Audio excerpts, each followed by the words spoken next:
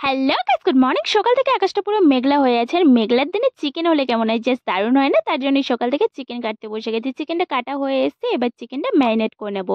তো ফার্স্টে দিয়ে দিলাম পরিমাণ মতো লবণ, পরিমাণ মতো হলুদের গুঁড়ো, পরিমাণ মতো লঙ্কার গুঁড়ো। তারপরে দিয়ে দিলাম আদা বাটা, আর দিয়ে দিলাম সর্ষের তেল। এবার চিকেনটা ভালো করে ম্যারিনেট করে নিচ্ছি। ভালো করে ম্যারিনেট করে আমি ফ্রিজে ঢুকিয়ে রেখে দিচ্ছি। এবার আলুটা ভেজে নেবো। আলুটা ভাজা হয়ে গেছে, কড়াই সর্ষের তেল, অল্প চিনি দিয়ে দিলাম টেস্টার কালারের জন্য। তেজপাতা রসুন বাটা দিয়ে দিলাম। রসুনটা একটু হালকা ভাজা ভাজা হয়ে যেতে পেঁয়াজ কুচিটা দিয়ে দিলাম। পেঁয়াজ কুচিটা হালকা ভাজা ভাজা হয়ে গেছে, অল্প লঙ্কা গুঁড়ো জলে গুলিয়ে দিয়ে দিলাম। মশলা কষানো হয়ে গেছে, ম্যারিনেট করা চিকেন আলু ভাজাটা দিয়ে ভালোভাবে নাড়াচাড়া করে ঢাকনা দিয়ে রেখে দিয়েছি। এবার ঢাকনাটা খুলে ভালোভাবে কষিয়ে নিয়ে পরিমাণ মতো জল দিয়ে দিলাম। তারপর নামানোর আগে অল্প গরম হলে দিয়ে নামিয়ে নিলে রেডি টেস্টি টেস্টি চিকেন। তারপর খেতে বসে গেছি। নিয়ে নিয়েছি মাছের ডিমের বড়া, ডিম ভাজা, পেঁয়াজ, লেবু আর চিকেন।